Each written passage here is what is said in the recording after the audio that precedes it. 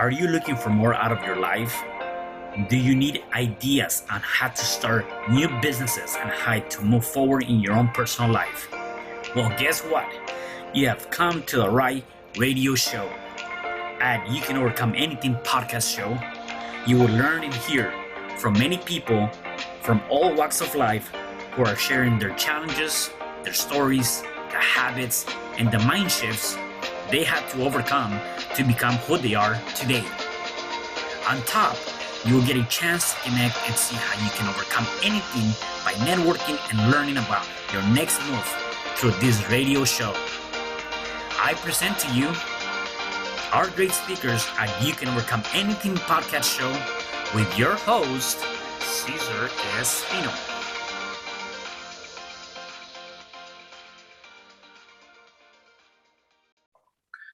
Hello there, and welcome back to another episode of You Can Overcome Anything podcast show. It is your host, Cesar Espino. Today, I have a special guest. His name is Matt Bravo. Matt is the founder and CEO of Future Life, a new social app dedicated to helping content creators earn more by directly monetizing their time, content, and networks. Matt is based in Atlanta, Georgia, and previously worked in digital marketing and sales for Saas company. Hey, Matt, how are you, man? Doing well. Appreciate you having me. Yeah, definitely, man. I always like to start by, learning more about who you are. And so tell me more about, where did you grow up and how was your childhood, your background? Oh, I had a very an excellent suburban childhood. I was born in New York, up in Long Island. My parents moved down here with me and my little sister to Atlanta when, when I was about 5 years old. And have been kind of in the suburbs ever since. I went to Kennesaw State. Once I graduated from KSU, I ended up going into digital marketing and then ended up in working for some larger software companies before starting Feature. So had a very ideal childhood and great college experience, and then kind of got into the workforce and bounced around a little bit between a few different sales roles and digital marketing before I kind of found my niche. Yeah. And so, it's a lot of times, when you're growing up, people often ask, what do you want to be when you grow up? So did you had an idea of what do you wanted to tap in, which industry, or you always said, I want to be part of the digital world? No, not at all. My parents were very, very adamant that I become an orthodontist. So okay. They're like, look, you've got great teeth, right? You'll fly right into it. I was like, it's like perfect marketing material, right, for an orthodontist. So yeah. I actually started out in college as a pre-dental / pre-med major, so biology, chemistry courses, and I was like, what the heck is going on? It's like math except with elements. Doesn't make any sense. Right. I ditched that really quick. Ended up switching to a business major my second year. And that was a much better fit for me. Yeah, no, definitely. Oftentimes I know people want to kind of follow, your parents say, hey, do this or go that route. And, we kind of live their identity, right? Versus our identity, to begin with. And then we've realized fast enough that that's not where we want to be. And yes, parents, I love you. And I want to go a different route, not my dream, not your dream kind of thing, right?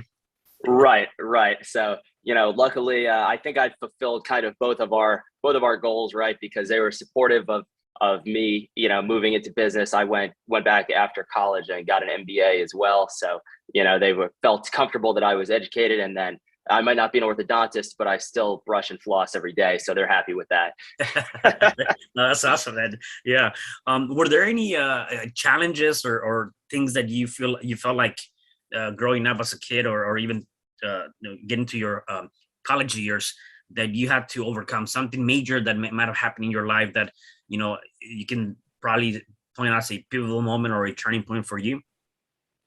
Yeah, it was, I kind of had a big turning point when I first got to college, right? Because I went to a really small private school for high school. So that, this type of situation, I'm sure you've spoken to a lot of people, went to these kind of way out in the boonies private schools where there were probably 30, 40 people in their class. That was kind of the same situation for me. And my family being originally from New York, we're not, I didn't necessarily fit in there as well as, most of these people who'd grown up their whole lives on on a farm in North Georgia, or whatever the case may be. And so I really, throughout high school, only had a couple of close friends. Was not what you would describe as, probably the popular type. But once I got to college, right, Kennesaw State, which you're probably not familiar with, being from Los Angeles, but, Right. second largest university in Georgia, about 41,000 students. So, very similar in size to the University of Georgia, University of Florida, West Virginia University, where you've just got people from all different walks of life, all over the world, a lot of exchange students from Asia, Europe, Israel, South America. And so, you meet such a wider variety of people, and, was able to get into a lot of different things there. So I was involved in a lot of different activities there, from my fraternity to getting involved in nonprofit work, a bunch of different organizations on campus. I worked for a couple of the professors on campus. So I got to do a whole lot of different things, and also branch out a lot socially, which I think was a big factor in me ending up going into sales and being successful in it.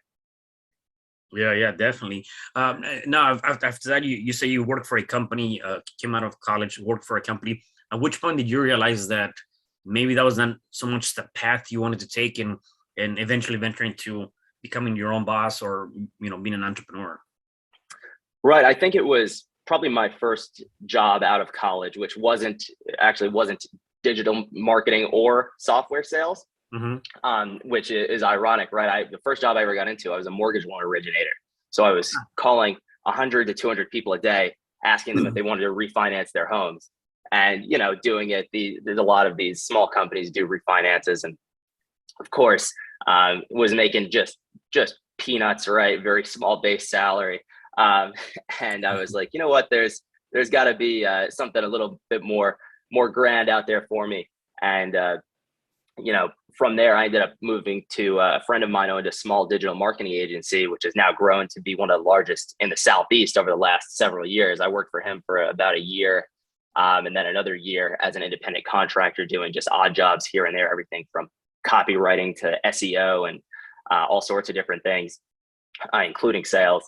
And seeing him take that business that he started, he was a couple of years older than me, started that business while he was at the University of Georgia, and now has grown into a multi-million-dollar marketing agency here in Atlanta. I was like, all right, he really kind of painted the picture of the different things that you could do with entrepreneurship. And that was kind of one of the big, I worked a couple other jobs, ended up going into software sales, where I was making more money for a couple of years, but was able to use that to kind of parlay into starting my business. Got you. And so, going through that process, like, did you learn something? Obviously, you went to school, you were you were educating yourself, and you were going for a degree that, eh, I guess there's a controversy of don't go to college and just kind of follow your passion or follow something you want to do, right? I mean, I feel like there's two types of education: the traditional education, which is the school system, and then the other one that I believe is the non-traditional education, which is, it could be mentors, books, working with, or volunteering with somebody and just learning from that aspect, right? What are your Right. thoughts on that?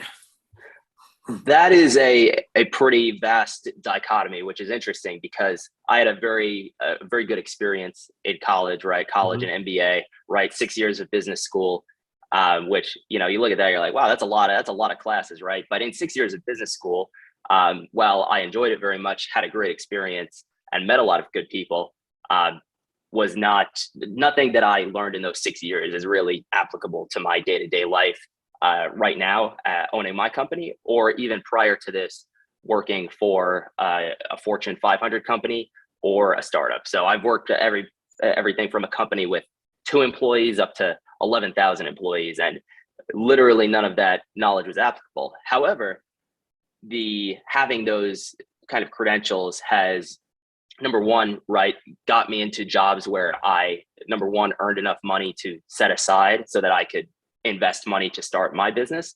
And then number two, just adds a little bit to the trust factor, right? When you are either raising money for a business, when you are selling to your first clients, it's like maybe maybe we've just launched this company, right? But, you see, have a lot of, credentials in the business world.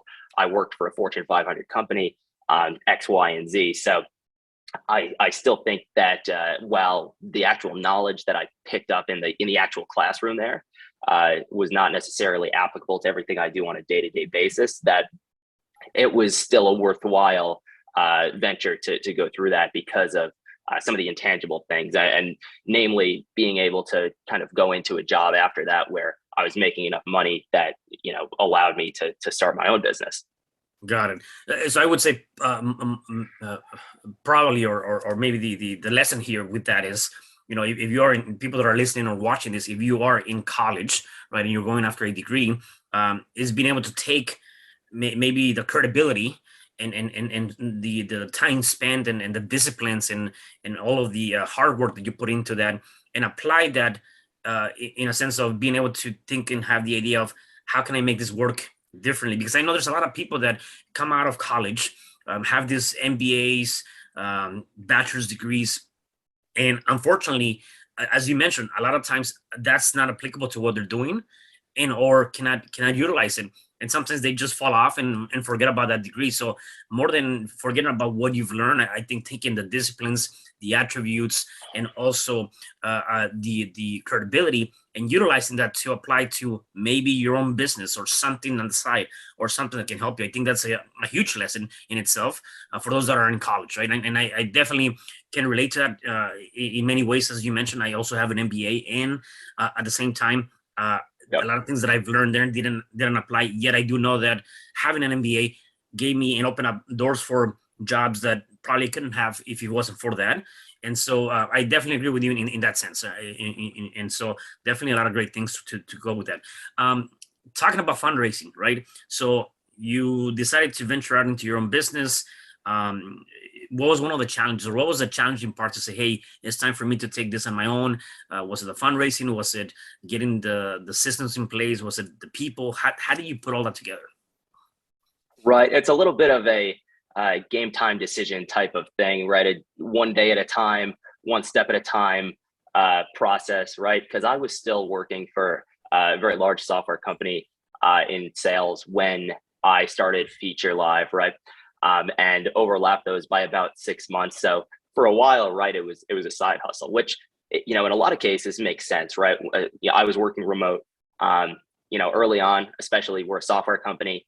Until you've built the software, there's no way to have customers, right? As a software company. So you don't have any customers. There's really nothing that, of course you want to get things done as quickly as possible, but you never a situation that's pressing because a customer or somebody that's using your product is having a problem, or whatever the case may be, where you need to satisfy somebody that's paying you, right? It's really, you're kind of working at your own pace. And then I think, we got to a point where we hired a couple more people to the team.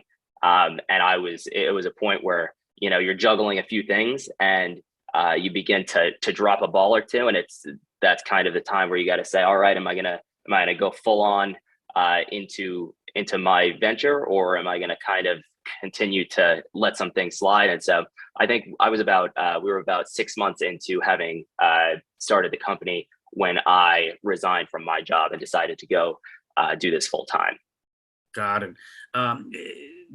When you did that and started that, what was the application, or what was the offering that you had to be able to get those clients? So even at the time when I left, we still were not, did not have any customers. We hadn't even launched the product at that time.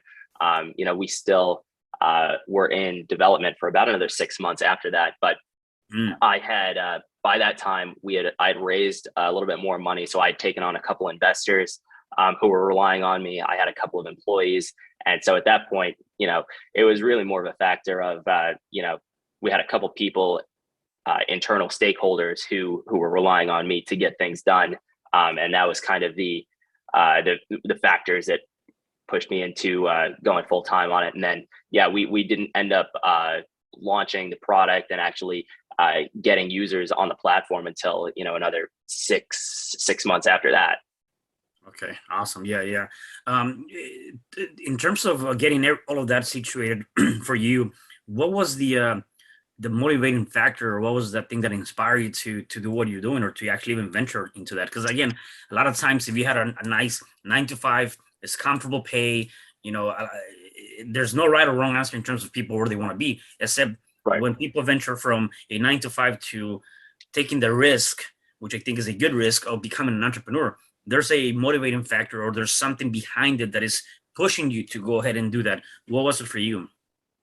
Right. Well, it was a combination of factors, right? Number one was kind of having the um, all of the factors of this idea coming to be, that I was like, I felt very strongly that I needed to start this business. And then the other thing that kind of moved the needle forward was, the fact that I was, at the time that I started the company, I was 25, not married, no kids, no pets. So it was like, there's not really going to be a better time in life to just go for it. And you don't want to die in 60 years and go, man, really should have started that company 62 years ago. I think that would have been really successful. So, one of the things was just the factors for my life of being an entrepreneur worked out and aligned well with it. And then, like I said, the idea kind of came to be in a pretty interesting way. And I love those cool kind of startup stories. It was actually, I think it was either July or August of 2020. So about 6 months before I even started the idea, I was just kind of in the idea phase for this. Wasn't thinking about starting a business at the time, but uh, one of my friends was he still is a music producer in Nashville, and he worked with a lot of he still works with a lot of independent artists, right? And if you remember, this is July, August of 2020. Everything was closed, right? You couldn't even Right. like go into Chipotle. So he's like, these are all like college kids, primarily people in their 20s, and they're all, really talented country or pop musicians. All the bars, restaurants here are closed, and these are guys. They all make their money just going around town and playing gigs, and putting out their little tip jar in their Venmo. He goes, if I give you $100 a month, can you do advertising to make them money online? Right? He's like, I know your background is in digital advertising. He's like, you know, so I was like, all right, I see where you're coming from there, but $100 a month is like, I don't know if you've ever, I'm sure you're an entrepreneur yourself, you have a podcast. If you spend $100, you're not getting a whole lot of traction with $100 a month. Uh, Right. so I pretty much told him that, because I said, look, if I spend $100 a month and we get you traffic for these artists to go to Spotify or YouTube, right? They're going to make like maybe $4 if I'm really good at my job to spend that $100. So it's not going to be worth it. Uh, but what happened was, it kind of gave me the idea. I had a big whiteboard in my bedroom, and I kind of had this idea. I was like, what if we create a new platform where, rather than a platform like Spotify or Instagram, where maybe a content creator generates $100 for the platform and they make 50 cents, that it's more of a peer-to-peer, almost like an Airbnb of entertainment and content, where they make, if they generate $100, they make $90, and the platform can monetize in other ways. Yeah, no, that's awesome. Definitely. So your software, who's your ideal avatar or target market? So we've got two, right? And I look at this as I compare us to Uber a lot, right? Because when you look at Uber, you say who's their target audience? It's like, well, it's drivers and it's people that need a ride. Right. So for us, it's very similar. We've got content creators, and then we've got people who consume content. So on the content creator side, we work with people from literally like so many different walks of life that you wouldn't even think about all these things, because they can sell their content, whether that's music videos, courses, and then they can sell live one-on-one video calls like this, like a Zoom call, except they don't have to exchange any personal information, and all the payment is handled in a secure way within our platform. So we work with everybody from musicians to rappers, music producers, but then also people who have been on reality TV shows, and maybe they're Mm. not filming right now, but they've got all of these fans that want to meet them. We work with the former chess champion in the state of Georgia. He teaches chess classes on the platform, right? So it's like there's a lot of different ways that people can interact, because it's really more of we're not necessarily a content company. We're more of a tool for people that produce content. And then on the consumer side, right, we're really just targeting anybody that wants a new way to like interact with influencers and content creators. And so we utilize a lot of influencer marketing to do that, because it doesn't really matter if I say, if I tell my friend, hey, we've got a cool app, download it, right? If he's a fan of your podcast, I'm going to say, hey, Caesar's on the app. You can literally spend $100 and spend 15 minutes with him and actually meet him and ask him any of the questions you've had about his podcast. But that's a much bigger value proposition for people to come in and and connect with somebody that we say connect with those who inspire you. Right. Yeah, definitely. Talking about inspiration and just looking at all the things you've done up to this point. Obviously, you've taken the route of really going to school, getting educated, getting a degree. You've taken that concept and you've been able to build a successful business for yourself.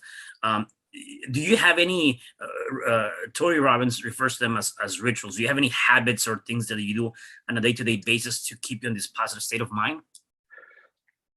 I'm not a huge ritual guy. I am slightly habitual in certain things that I do. I drink the first thing I do when I wake up is drink coffee, right? And I think that's probably more because I like the taste and it gives me energy, right? So it's not, I know Tony Robbins is like big on the things that are like, so he's like gets up and does probably like 300 push-ups, right? So I go to the gym 3 to 4 times a week, right? So I've got these kind of benchmarks that I like to hit. I talk to my mom every day. It's like there's certain things in my life that I do that it just kind of keep me centered, but it's not like I'm not like the type of guy that wakes up and does like 300 push-ups and reads 2 books before noon and then goes to bed at 7 p.m. and like Mark Wahlberg, Tony Robbins type of guys. Right. Yeah, right. Well, either way, though, you do have some sort of discipline, and whether it's like you said, drinking your coffee, calling your mom, or doing certain things, you obviously do those things to help you in many different aspects, right? Right, exactly. So a lot of those things are probably more psychologically helpful than physically. But like I said, I try to eat the occasional salad and go to the gym at least 3 to 4 times a week just to make sure that I'm not falling apart physically. Right. Right. No. Yeah. Definitely. So what's next for you? What are some of the things and projects you're working on to help those that are working with you or new people coming into your business? So of course we're always working on new things from the advertising side that are more numeric based. How do we get more users organically? How do we get more referral users? That type of stuff. But some of the really exciting stuff that we're working on is on the product side, which is literally us building new ways into the product to, number one, give people more ways to interact with our content creators, and number two, give the content creators more ways to make money. So like I said, somebody can buy a video call with you for 15, 30, whatever. It's literally up to the content creator. They set their availability and their price, and people can book them for calls. And so one of the really cool things that we're introducing before the holiday season this year is our feature gifting product, which is still within the same app and everything. But it's literally like, if your mom's a big fan of some reality TV show and we have somebody from that show on the app, you can buy a virtual meet and greet video call with them. Nice. And, your mom will get a text message and say, hey, Caesar just bought you a 15-minute meet and greet with Joe Schmo from The Bachelor, download feature. And all your mom would have to do is book her time to redeem that gift that you bought her. Wow. Oh, that's amazing, dude. This is something that I think, again, for the holidays or any special occasion or any of that, for that matter, can definitely make a huge impact, right? And so I like that concept. I like exactly what you guys are doing in that sense.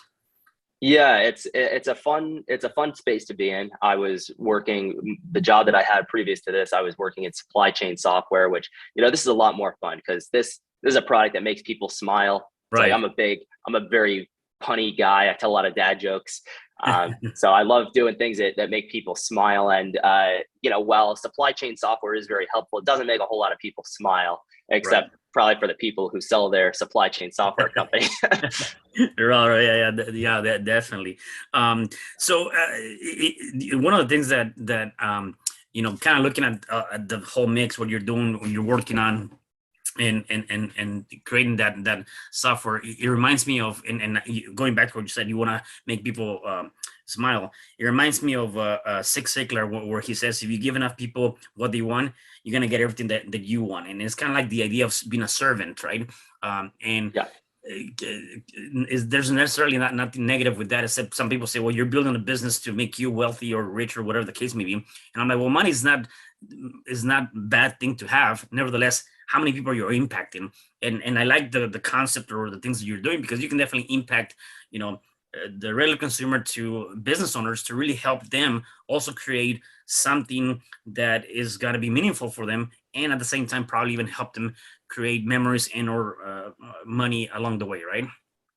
Yeah, absolutely. It's like, one of the things that we see is a huge kind of shift in the paradigm, is that people are moving, and this is not something that's new, but are shifting very heavily from a business brand to monetizing a personal brand. And so all we're really trying to do is introduce a better way to do that. And as long as we're doing that in a way that's easy for the consumer and gives them a fun experience, we're very confident that they'll come back and do it again, either with the same people or interact with different content, different creators on our platform. Yeah. If people want to connect with you and work with you, how can they find you? So I am always very accessible via email and text. I actually before about 3 days ago, the best way to get in touch with me is an Instagram DM. But Instagram, for whatever I was subject to a scammer on Instagram, so I'm still working on getting my Instagram back. So for the time being, the best way is probably my feature email. Matt@featureapp.co, and I check my email probably 300 times a day. So Got you. And what kind of people come to, we kind of touched a little bit on that. Will you work with people in the US market, or any market for that matter? right now we only work with the US market. So for instance, we have the Feature Live app is available for iOS and Android. It's a download from either the App Store or the Google Play Store, and it's only available for download in the United States, just for the reason that we're being a startup, and because for content creators, we have to pay them out.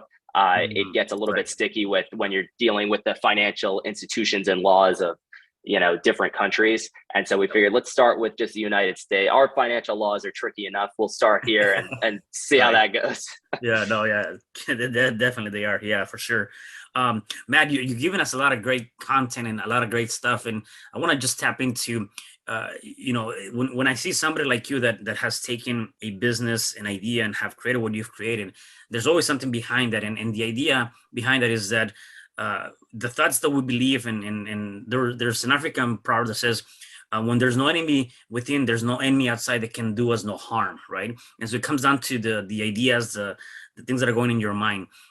For the people that are watching us and listening to us, if they're going through any challenge, whatever challenge that might be, what is one thing or a couple of things that you can suggest that they can start doing to overcome that challenge? Right. I think one of the biggest things is to kind of condition yourself to be 100% confident in yourself and what you're doing. And also to have, not a sense of blind optimism, but a sense of very, very confident optimism, because, there's so many examples of this, right? Like you look at somebody like Elon Musk, and there was an interview, gosh, I don't know when, it was probably 12, 13 years ago, when Tesla was in its very early stages. And they said, well, don't you think Chevrolet and Ford and these multi-billion-dollar companies are just going to come out with an electric vehicle and crush it? And he goes, look, these companies have a ton of money. They are tooled to do what they do very well. So they are in no rush to make electric vehicles. He's like, what he said is that Tesla is not designed to make a ton of money from electric vehicles. Tesla is designed to drive the world towards a more sustainable form of transportation faster than it would have otherwise. So of course now Ford's making an electric F-150. Electric cars are 10 times, 100 times bigger than they were at the time of that interview. And of course Tesla became a huge company, and the competition has expanded. But the whole idea behind what he was doing was to drive a more of a change in the actual paradigm itself, rather than to build a business that he was afraid is going to have to compete with Ford or Chevrolet or whoever. Yeah, no, that definitely makes sense, and that's actually a good point. I like that idea, and you're right. Now that uh, we have electric vehicles, it seems like everybody's now jumping into that because he had a vision. He had something at one point that probably not many people believed in, and now that became something huge. And now everybody's kind of like, even those big companies that had all that money are now behind that to make sure they don't fall off, right? From that Right. perspective. Right, exactly, because he was in the business of making a change, Right. and they were in the business of saying, let's see, let's wait, let's see if it's going to be profitable, let's see if the battery technology is good enough, let's see if X, Y, and Z happens, right? And so you look at a Ford or a GM, they were in the business of saying, let's see if this is feasible. And Elon Musk, Tesla, was in the business of saying, let's change the world. Right. Yeah, no, definitely. Matt, I had an amazing time here with you, talking to you. Are there any other things that you want to share with us in regarding your company and things that you're working on right now? Well, we've got a lot of cool things coming up on the docket. So I'll say, just kind of, if you follow us on Instagram, if you have the app, keep an eye out. We've got a lot of, like I said, feature gifting. If you're buying your parents or your girlfriend or whoever a gift this holiday season, I think that the virtual meet and greet gift is the holiday gift of the future. We're selling experiences. And then we've also, over on a much longer horizon, we've got some cool things that we're developing in terms of VR technologies. We see a lot of opportunity in virtual reality, especially in the live entertainment content creator space. So, that'll be a ways down the road, and a lot of development to be had to get there. But I'm certainly looking forward to getting those things out, and to our customers and to the market in general.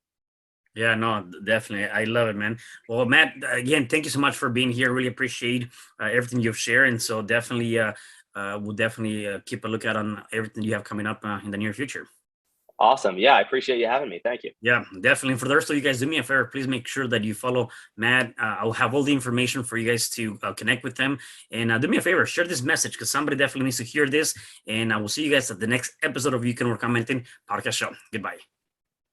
Hi, I'm Cesar Espino, real estate investor, business coach, and consultant, and author of the book, You Can Overcome Anything, Even When the World Says No. My number is 424-501-6046. In my book, I talk about making the necessary changes to shift your mind for prosperity and certainty. Pick up your copy at Amazon. I also love helping families with their real estate and can purchase your house fast and all cash. Follow me on Instagram, Facebook, and LinkedIn. My number is 424-501-6046.